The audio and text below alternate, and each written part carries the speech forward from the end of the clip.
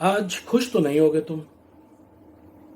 वो वायरस जिससे पिछले 7 महीने से आप लड़ाई लड़ रहे हैं, वो कोरोना वायरस रोज आपसे जीत जाता है और आप रोज उससे हार जाते हैं, तो डेफिनेटली खुश तो नहीं होगे। ऐसा क्या है जो आप गलत कर रहे हैं, जो हम गलत कर रहे हैं, जिससे ये लड़ाई हम लोग हारते जा रहे हैं और वायरस स्प्रेड होता जा रहा है। अगर हम वर्ल्ड की स्टैटिस्टिक्स देखें तो आज की तारीख में तकरीबन 1 करोड़ लोग, close to 1 crore people all over the world, वो इससे इन्फेक्ट हो चुके हैं और तकरीबन 5 लाख लोग अब तक अपनी जान गंवा चुके हैं इस वायरस के चलते। अकेले अमेरिका में ही तकरीबन 1.25 लाख लोग मर चुके हैं। अगर हम इंडिया की स्टैटिस्टिक्स देखें तो 5.5 लाख लोग इंडिया के अंदर भी अब तक इन्फेक्टेड हो चुके हैं और उनमें से तकरीबन 16-17 हज़ार लोग की जान जा चुकी है कोरोना वायरस से। 17,000 लोग तकरीबन आप मान सकते हैं कि 3.25% या 3.5% के करीब लोग जो हैं वो अपनी जान गंवा रहे हैं, जो लोग भी इससे इन्फेक्टेड हो रहे हैं वो। आज ही मैं अपने स्वास्थ्य मंत्री का यहाँ पे इंटरव्यू देख रहा था टीवी के अंदर और उन्होंने बोला कि he was glorifying the fact कि हमारे यहाँ जो फेटेलिटी रेट है वो सबसे कम है, इट इज़ नियर अबाउट 3%, बाकी लोगों का ज़्यादा है। 3% सुनने में कम लगता है, लेकिन अगर हम इंडिया की पॉपुलेशन के हिसाब से देखें तो 130 करोड़ की पॉपुलेशन का 3% कितना होता है। मान लीजिए सब लोग इन्फेक्टेड नहीं भी होंगे, स्टैटिस्टिक्स ये कहती है कि एक एस्टीमेट के हिसाब से तकरीबन 70% of the people will get infected आने वाले वक्त के अंदर। 70% लोग अगर इन्फेक्टेड होते हैं तो 130 करोड़ का 70% आप सोच लीजिए कितना होता है, तकरीबन 90 करोड़ के अंदर से अगर 3% का भी फर्टिलिटी रेट है, अगर हम वही 3-3.25% का लगाएं तो 3 करोड़ लोग होते हैं जिनको अपनी जान से हाथ धोना पड़ेगा। And 3 crore people is not a small number. ये वायरस हमसे जीतता जा रहा है और ऐसा कुछ है जो हम गलत कर रहे हैं।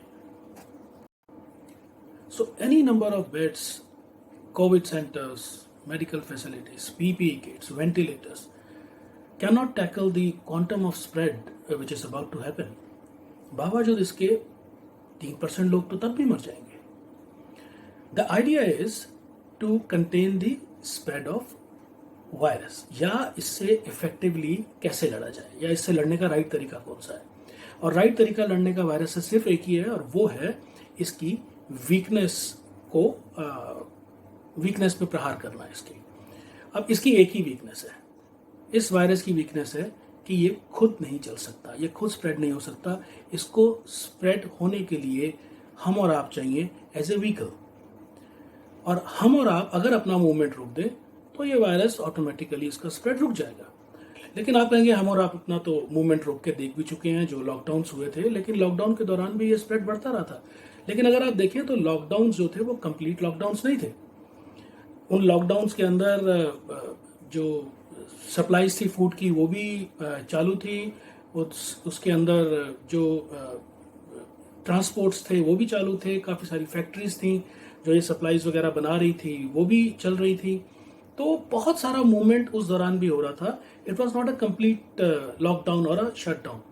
सो what I am advocating is not exactly another lockdown.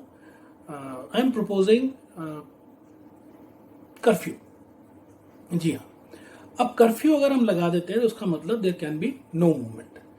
Curfew के अंदर मूवमेंट रहेगी सिर्फ 2 लोगों की, एक तो जो मेडिकल सेंटर्स वाले हैं, जो जिनको केमिस्ट शॉप्स जो हैं वो रह सकते हैं, और एक जो मेडिकल स्टाफ है जो हॉस्पिटल्स वगैरह का, वो अपनी मूवमेंट कर सकता है। इसके अलावा और कोई मूवमेंट ना होने दी जाए। अब उसके अंदर प्रॉब्लम ये आएगी कि लोगों को फूड कैसे मिलेगा, उनका सर्वाइवल आप कैसे इंश्योर कर सकते हो। सर्वाइवल इंश्योर करने के लिए आप पहले से ही 1 हफ्ते का टाइम सबको देख सकते हैं कि 1 हफ्ते के अंदर आप अपने घर में 1 या 1.25 महीने का राशन जो है वो भर लीजिए। आप सबको ये वक्त दीजिए। उस वक्त के दौरान सब लोग अपने घर के अंदर 1 से 1.25 महीने का सप्लाईज जो है वो रख लेंगे, ताकि उनको बाहर जाने की कोई वजह ना मिले। इसीलिए आप चाहेंगे तो जो फूड सप्लाई स्टोर्स हैं उनको भी आप बंद रख सकते हैं, तो उसके बाद में वो प्रॉब्लम भी नहीं होगी।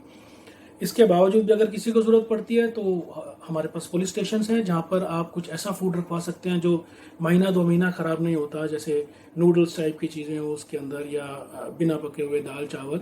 और अगर किसी को ज़रूरत है तो पुलिस जाके उनको सप्लाई कर सकती है, जैसा उन्होंने पास के अंदर किया भी था। ये काम आप कर लीजिए। ये पहला स्टेप है जो सर्वाइवल इंश्योर करता है, जिसके लिए आदमी को अब बाहर आने की ज़रूरत नहीं है।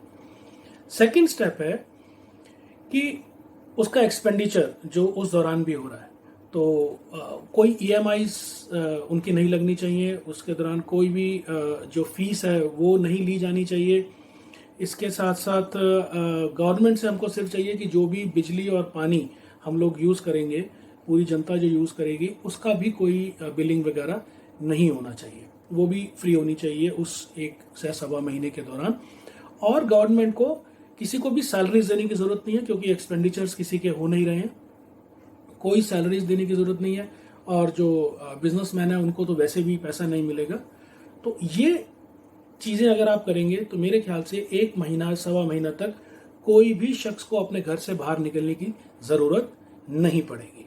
और अगर कोई भी शख्स अपने घर से बाहर नहीं निकलता 1.25 महीने के अंदर, तो तकरीबन पहले 2 हफ्ते के अंदर जितने भी इन्फेक्टेड केसेस हैं वो आपको मालूम चल जाएंगे, जिनको आप मेडिकल फैसिलिटीज़ के अंदर ले जाके उनको ट्रीटमेंट आप दे सकते हैं।